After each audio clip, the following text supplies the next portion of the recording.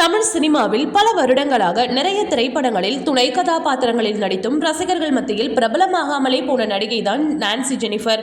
1991 ஆண்டு வெளியான கிழக்கு கரை திரைப்படத்தில் முதலாக குழந்தை நட்சத்திரமாக அறிமுகமானார்.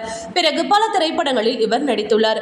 தியாகம், சக்தி, நேருக்கு நேர், சந்திப்போமா என பல திரைப்படங்களில் நடித்தாலும் கூட அவருக்கு மக்கள் மத்தியில் வரவேற்பு பெற்று தந்த திரைப்படம் தான் கில்லி திரைப்படம். இந்த திரைப்படத்தில் இவர் நடிகர் விஜய்க்கு தங்கையாக நடித்திருப்பார். புவனா என்ற அந்த கதாபாத்திரம் கிட்டத்தட்ட திரைப்படத்தின் முக்கியமான கதாபாத்திரமாக அமைந்தது.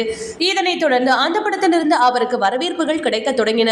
அதன் பிறகு பல திரைப்படங்களில் ஜெனிஃபர் நடித்து வருகின்றார். ஆனால் திரைப்படத்துறை மீது அவருக்கு பெரிதாக எந்த ஆர்வமும் இல்லை என்றுதான் கூற வேண்டும்.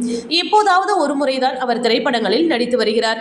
இந்த நிலையில் இணையத்தில் எப்பொழுதும் ஆக்டிவாக இருக்கும் அவர் புகைப்படங்கள் மற்றும் வீடியோக்களை அடிக்கடி பகிர்வது வழக்கம்.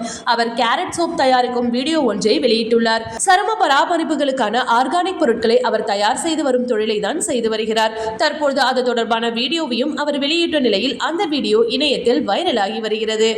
ஓகே வியூவர்ஸ், இது போல சினிமா செய்திகளை நீங்கள் பார்க்க மறக்காம சினி டைம்ஸ் சேனலை சப்ஸ்கிரைப் பண்ணுங்க.